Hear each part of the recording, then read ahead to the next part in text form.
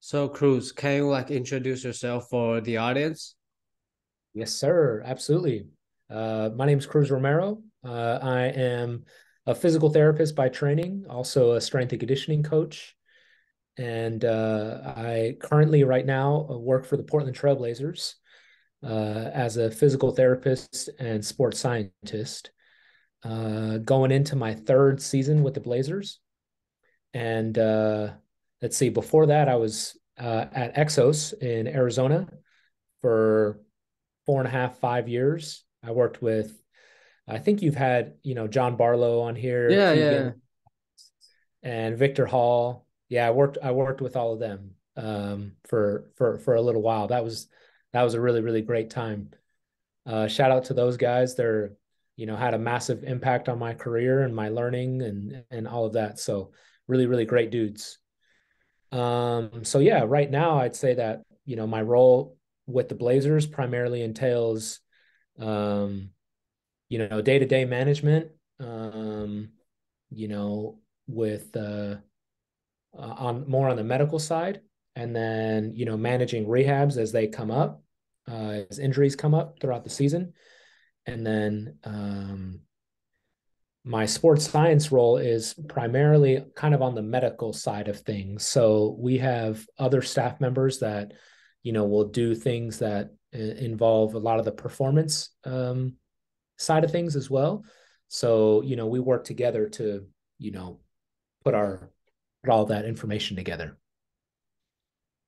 So cool because usually I tend to see there's going to be coaches or sports scientists, but not a lot physical therapists that are sports scientists. Am I right? Right. Yeah, for sure. The role was new to me.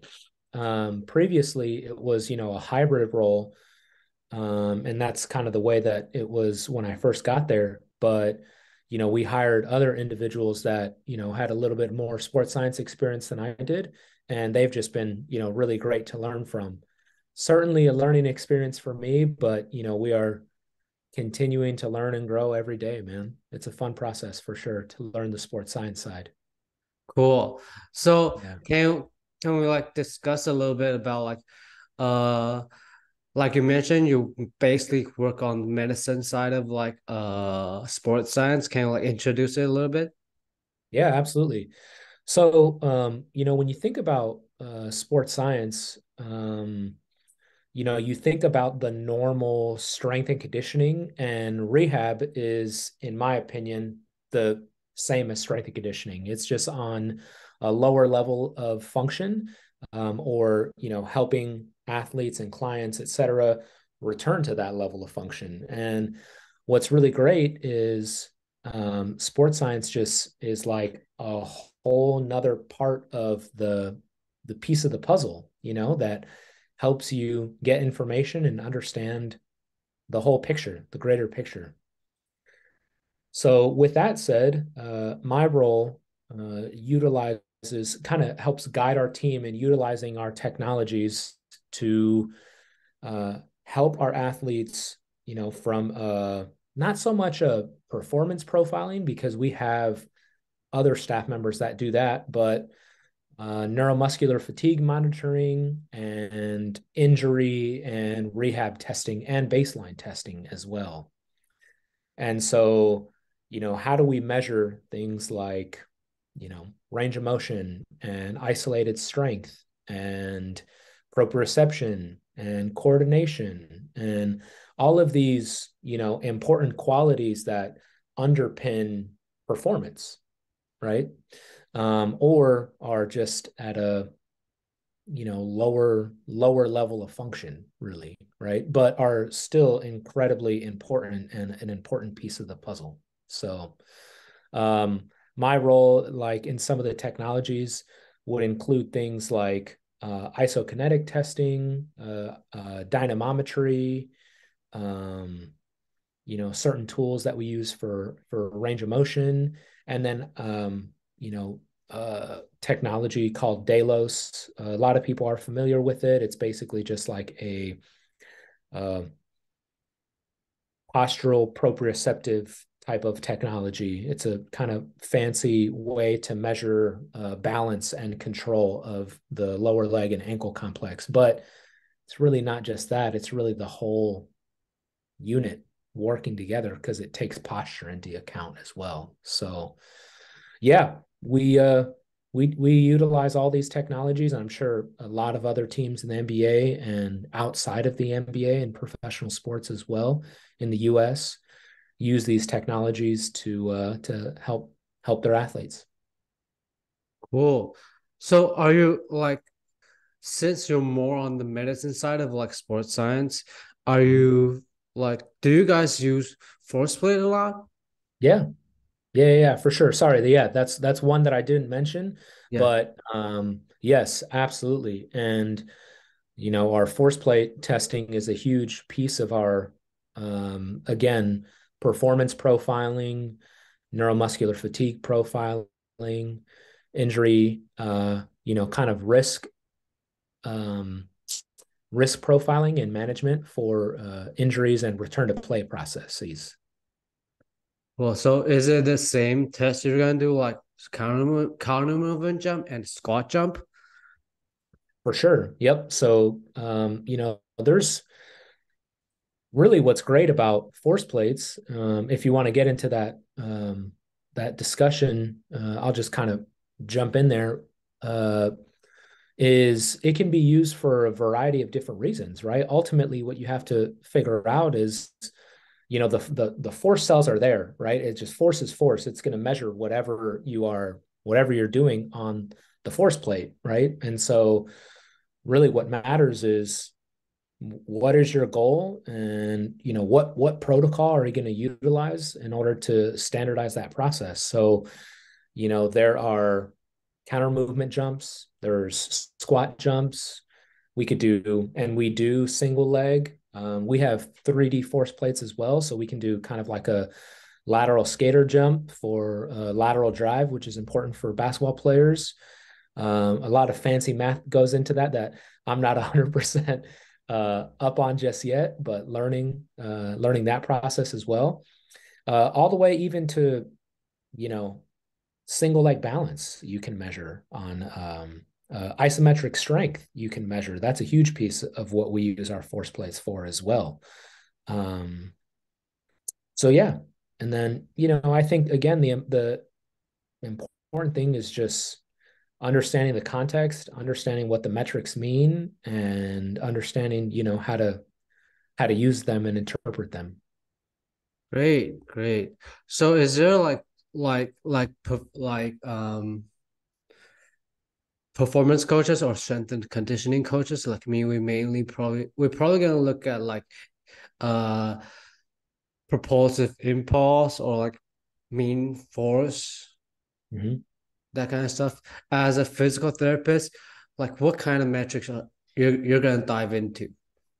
For sure. Yeah. So, when it comes to force plate, like I said, context matters, and the intent matters. We said force is force, right? So the force plate is going to measure, whatever it is that is happening. And so I think back, when even before we start getting to a force plate standpoint, is like, is this athlete appropriate to be jumping yet? Right. And so we could back up, and what prerequisites does this athlete need to ensure that they have met, right? What benchmarks? So I'm assuming if they're starting to get on force plates, if we're coming back from, let's just say we're talking about a lower extremity injury, like a knee or a hip or something like that, ankle, foot, whatever it is, we can look at things like, pain, swelling, range of motion, normal, coordinative movement. A lot of those things should be taken care of. Even the fundamental foundational biomotor qualities like strength, right? Isolated strength. So like I said, we can look at things on our isokinetic machine as well, and that is going to mirror a lot of what we'll see on a force plate. We can already essentially predict what is going to pop up on a force plate by using our other technologies, right? If they are just not ready, or they've demonstrated a huge, massive asymmetry or force deficit impairment, strength impairment, then you can already appreciate what's going to happen, right? Yeah. In terms of the force plate metrics, I mean, it's a lot of the same things. And, you know, if we're talking about, let's just say we're talking about a counter movement jump, right? So jump height, contraction time, right? RSI mod, that's huge. You know, I take that into account. Impulse, you know, things like concentric and eccentric impulse, right? Other things that I am not necessarily opposed to using, but in certain phases of the rehab process, I just don't trust them as much. And you just have to, you know, you be cautious when using things like RFD metrics on a force plate, because they're just highly variable. And as an athlete is going through their rehab process, those tend to potentially fluctuate even more, right? And so, you know, certain power metrics like rate of power production, rate of force production, rate of force development, you know, a lot of those things may or may not be 100% just reliable, reproducible from session to session. But as the athlete heals and they, you know, start to, you know, be able to produce improved force and improved RFD, it's just more reproducible, and you can kind of trust that metric a bit more, right? I've ran into that. So yeah, I, you know, love the eccentric deceleration, RSI mod, just a lot of the same things that end up being used by our performance coaches. Because my goal ultimately, and again, I mentioned it at the very beginning, right, is physical therapy, rehab, especially in my setting, is the same as performance training, right? They are coupled, they are married together. So you end up using a lot of the similar metrics. Cool. So there's one, like you mentioned, like impulse, no matter it's like propulsive or like uh the other word, I can't remember the word, but like Absorptive, eccentric. Is yeah, that what yeah. yeah. But one thing I kind of like don't understand it is like modified reactive strength index. Yep. So why like why value like modified reactive strength index when you have like reactive strength index? Yeah. I mean, it just is a slightly different metric, right? I would say that there's no, you know, huge significant value of one over the other, or any real metric over the other, right? It's just understanding what your goal is and what you're trying to accomplish, right? But I would say that both of them in some form or fashion are giving you thoughts about, you know, contraction time and, you know, flight time. And you know, that's important, because I want to know, I mean, a lot of what we do in professional sports has a time constraint associated with it, right? And so the faster we can get our athletes to produce force, the better. Nice. That's so much for like force plate testing. I want to jump to the next topic, uh, Okay. which is about the hip. So, why do you think that like are like the hip position, no matter it's like tilted or like one side tilted forward, one side tilted backward, why do you think that there's a lot of like discussion about the hip posture, and how does that Yep. affect our like overall performance? For sure, man. I mean, you know, this pelvic rotation, pelvic obliquity, leg length discrepancy. I mean, it's been a topic in our profession for a really long time, right? And in my opinion, just going back to when I learned about this stuff in school, and even as I learned about the history of physical therapy and the development of our mental models, is, there's a huge biomechanical type of approach early on in our profession, right? And so we started creating mental models and ideas of like how what was perfect posture, what was perfect positioning, what was, these ideal types of ways to move, right? And I think that ideal, quote unquote, an ideal way to move, or biomechanical proficient, efficient ways of moving, those are even still conversations that we continue to have in our profession, right? But that whole subjective phenomenon of like, I'm anteriorly or posteriorly rotated, or I have an obliquity about my pelvis, that I think was heavily influenced by that biomedical type of approach, right? Biomechanical type of approach. And so I am of the opinion that that subjective phenomenon is probably not an objective thing that is happening. But with that said, I will never discount someone's subjective experience, right? And so I will still go about kind of evaluating what is creating that subjective feeling, right? And so our pelvis has to anteriorly rotate, it has to posteriorly rotate, has some trans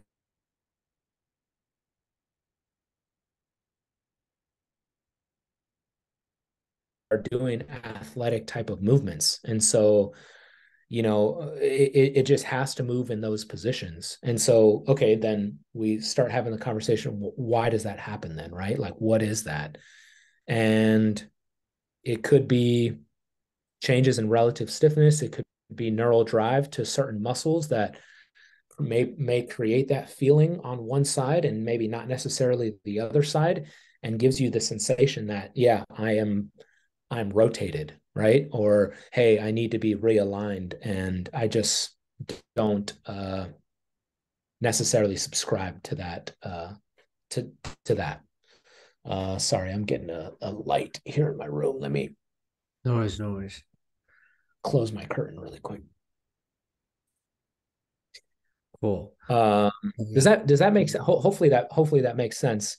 Is our pelvis needs to move in these positions, right? But I don't think that one is necessarily bad or over the other, right? So, is there like certain, like, let's see, like football, like you work in Exos before and you're in Trailblazers right now. So is there like Yeah. certain body type that like, or like certain hip position that's going to be difference between basketball player and football player? I don't think so. I think these are just these postural positions are probably more about the individual, and maybe more about their genetics. And yeah, I don't feel like I significantly see a one position more common in different sports. Cool. So, also, do you think that like it probably you probably already answered this, but like there's gonna be coaches discussing like certain or like neutral position of the hips gonna help athlete have like better elasticity or like better posture, better force length. Yeah, force length relationship for the hamstring. What are your thoughts on this? Okay, so now we're starting to get more nuanced, and I can appreciate where you're heading with this, right? So now we're talking about biomechanical efficiency, right, related to a certain posture. So here's what I think is, I think that movement variability is important, and I think if you take that variability away from a person, What I mean by that is, let's just say someone is anteriorly tilted on both sides, and they tend to just live in that posture all the time, right? Like we've seen a lot of these people, males and females, that just tend to sit in an anteriorly rotated position, right? So, Vladimir Yanda, profiled this a long time ago and talked about lower cross syndrome, right? But in my opinion, is I don't necessarily know if that is legitimately a thing, right? We've tried in research to say, hey, does this exist, and how can we quantify it? And it just doesn't it just doesn't seem to pan out, right? I am of the opinion that variability is important. And so if an athlete cannot, or has a very difficult time because of stiffness, posteriorly rotate their pelvis, or just be in a flexed position, which posterior rotation tends to live with flexion, anteriorly rotated tends to live with extension. And if they just are stuck in extension all the time, then they're probably going to have it is either a very positive adaptation for them, or could be a negative adaptation if they have no other movement options, right? So with that said, if an athlete just continues to live in extension all the time, and they start to have low back pain, or they start to have hip pain, or we talk about pre-positioning the hamstring in a lengthened position and they have a hamstring strain, then I'm starting to think about, okay, well, in addition to a multitude of other factors, hey, maybe that's something that I might want to visit with that athlete, right? But if they don't have any problems and they do have other movement options available to them, if they have variability of their lumbar spine and hip complex, lumbopelvic hip complex, then I'm saying, okay, perfect. Like that's just the way that athlete is, and they're great, and I'm just going to let them do their thing. Cool. So, uh, let, let me see if I'm understanding this right. As Yep. long as they have like enough like range of motion from like back reflection, forward reflection, or like side to side, Yep. and there's no pain, it's mainly probably okay for the athlete to say whatever they at right now. Am I Is right? it that's my thought process. Is it truly a problem? Right? That's what I would question. And I think in our profession, we have to question, am I like, why would I want to change something? Right? Why would I? So, there's a very famous story of, let's just say, a rotational athlete. I think this athlete was a shot putter, and a therapist came in that was unfamiliar with the shot putter, and he noticed something about the shot putter's thoracic rotation, thoracic mobility. Well, this shot putter tends to throw in, one direction, right? It's just the way that they are. It's the way that their sport is, right? And that athlete had a positive adaptation for their sport while in season, and the therapist wanted to change that. And in in the athlete was healthy, and they had no pain and they had no dysfunction. So then you start questioning, like, why would I do that? It may be a positive adaptation for them. And so if they're happy, they're healthy, and they have movement options, then hey man, I'm all for it. But if we start to have dysfunction, if we start to have pain, and we notice that that can be attributed to a certain position, then yeah, maybe I want to do something about it. And maybe that is going to be helpful for that athlete going forward. Great, great. And I'm also like glad that you brought up like a rotational athlete like shot putter. That brings me up to like the other question about like um it's also kind of connected to the hip. It's about like the serape effect. So Uh-huh. first of all, like can you explain to us like what exactly is serape effect? Yeah. So this has gone by many different names, right? Like if you are a quote unquote like a fascial based therapist and you study the fascial lines and you kind of think about that, well, we have our anterior oblique, posterior oblique slings, our lateral lines, right? Our deep longitudinal posterior lines.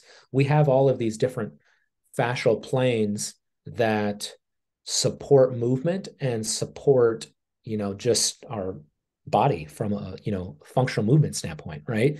And so what my understanding of the Serape effect is in rotational athletes, as they go through their, their lengthening position, right? It's almost like a plyometric in nature, right? So you're going to, lengthen a tissue, lengthen your, anterior oblique sling, and then you're going to go through an amortization or transition phase, kind of at your end range. And then it's like a slingshot, you're going to have this concentric propulsion of the tissues that were stretched, right? But I think that a lot of times, again, it's overemphasized in the anterior oblique sling, right? So that being, the anterior deltoid, the pec, the, abdominal muscles, obliques, right? And then the contralateral hip flexor and groin muscles, right? But you can't forget the opposite other side, the posterior aspect, right? So we're talking about the rhomboids, the lat, the thoracolumbar fascia, the gluteal muscles, the hamstring muscles, all of that is happening on the other side, right? Because it's like a corkscrew, right? It's anything that's happening on one side is also happening on the other side. So, and again, it's plyometric in nature. So you contract, you get this eccentric lengthening, you go through your amortization, and you slingshot. So that's my understanding of the Serape effect and what a lot of other people are talking about, these anterior and posterior oblique slings that happens with rotational athletes. Love this, man. So when it comes like rotational athlete, like shot putter or like a baseball player, a Yep. pitcher, or like a quarterback, Yep. they often do like a movement is they're gonna like dissociate the hip with the shoulder. Correct.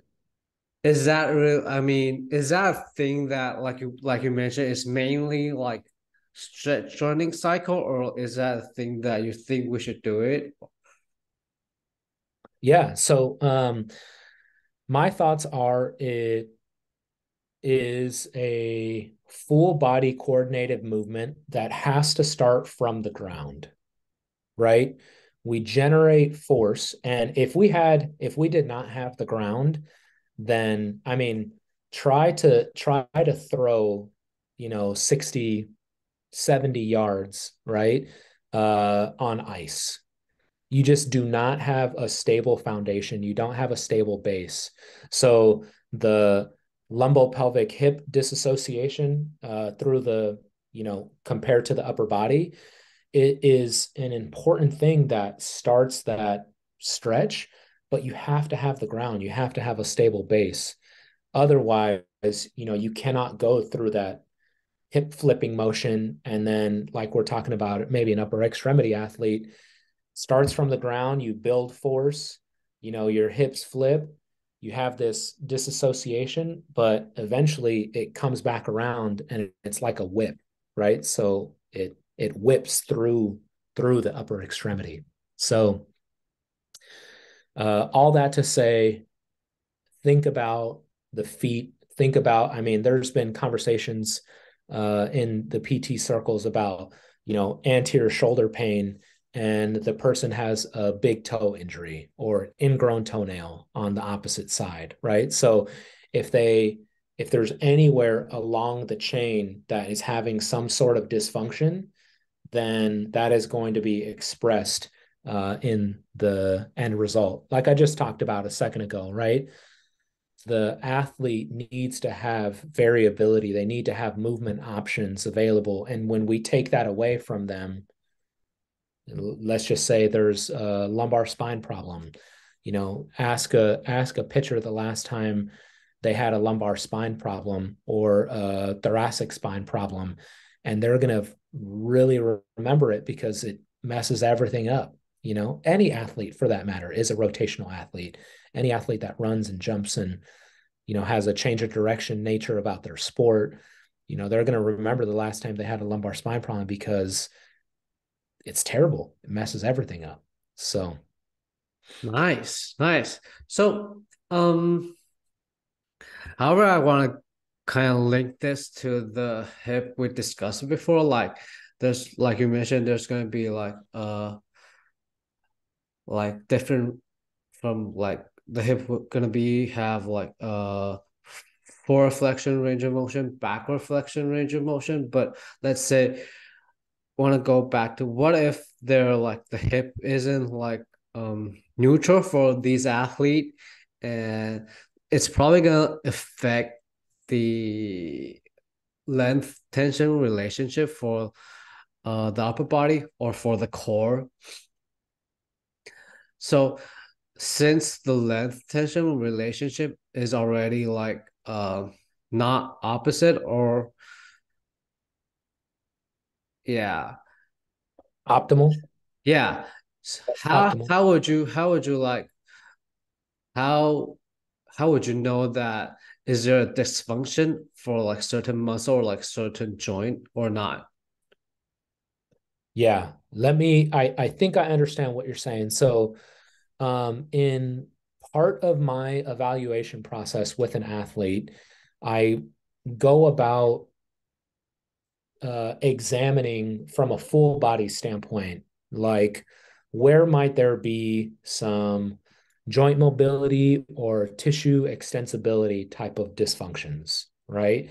And again, let's just say if we're talking about the hip, a very common one in the hip is hip extension and hip internal rotation. Those end up being like very common classic mobility dysfunctions that an athlete might be experiencing. And that could come from a multitude of things. It could be, again, the joint, or it could be tissue issues, right? Tissue mobility, extensibility dysfunctions. And again, like we talked about, it affects the length tension relationship of the hip, and it limits the movement options available for athletes to use, right? To be able to interact with their environment or complete whatever tasks that they're trying to accomplish, right? So how would I go about examining that? If we're talking about, let's just say, a hip flexor mobility dysfunction, well, there are tests that we can use, but it goes beyond just the tests. Like, I'm assessing it on the table, and then I'm assessing it in the weight room, and then we're assessing it on the court or on the field while they do the thing, right? And then we'll have some sort of intervention, and hopefully we come back, our test and retest, and hopefully that is improving and changing that sensation on the table, in the weight room, and on their in their sport. So yes, I do think we've had some conversations with I've had conversations with other therapists about the length tension relationship of the hip flexors in relation to hamstring dysfunctions, right? I've had individuals that have had I've heard of people that have calf strength dysfunctions, and they end up having contralateral hip flexor or growing pain because of that. So poor propulsive output in their calf on one side requires them to solve the problem, and they end up using their hip flexor on the opposite side even more, and then they develop some hip flexor dysfunction, right? So there's a lot of reason these things happen, and the goal is just to try and be like a detective and sleuth out like why are they having these problems, or why are these problems continuing to pop up? Is it as simple as a capacity issue in that tissue, a mobility issue in that area, or do we need to kind of zoom out a little bit and consider the whole dynamic system, right? Consider the whole individual and figure out, okay, this problem is not in their hip. This problem is in, their ability to generate force in general. And their hip continues to be, let's say it might not be their hip, maybe it's their knee, right? And their quad. And their hip is just taking a beating because the hip is trying to solve the problem. Nice. I love this. I love this. So last thing before I let you go, okay? Since you like in your career work with tons of athletes, no matter like football player or like basketball player, and they're mostly the elite of the elite. When it comes to like assessing these athletes like movement, do you think that like movement screen like FMS or like SFMA really helps a lot, or do you use these, or you're gonna create your own testing in these environment? Yeah. I would say that every model is flawed, right? There is no model out there that is going to solve all of the problems for every situation, right? And so every model is biased, every model is flawed in some way, and is not going to be able to solve everything that we need, right? And so it's really just about using these really, really great models, right? We have to take them for what they are and appreciate what they're really good at and what they're not going to be able to solve, right? And so I love FMS, I love SFMA, I love FRC, I love a lot of other, movement type of models and systems. A lot of the stuff that I learned at Exos, their movement system is incredible, and I use all of those things, right? But I think it's about understanding the demands, understanding the context, understanding the specificity of the environment that you're in, and then creating a model for that individual, for that environment, for, trying to solve the problems of the environment that you're in, right? So all of those models are really great for a certain individual, and we're going to take bits and pieces of those models and create what we need to create, right?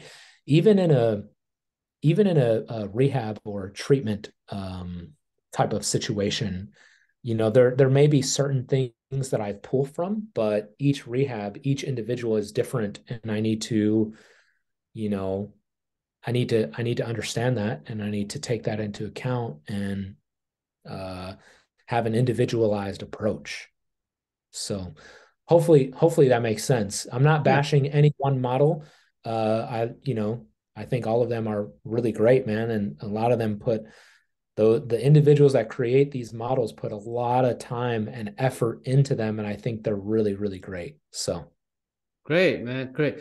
But since they're the athlete, like they have like individual question, like their body types are different and their injury or their issue are different, how exactly can you like put up an assessment or like a movement screen or some type of test as fast as possible that can make athlete buy-in, or like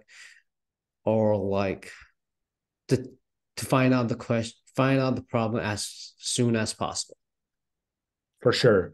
So yeah, there are principles in a lot of these models that I really like, right? And so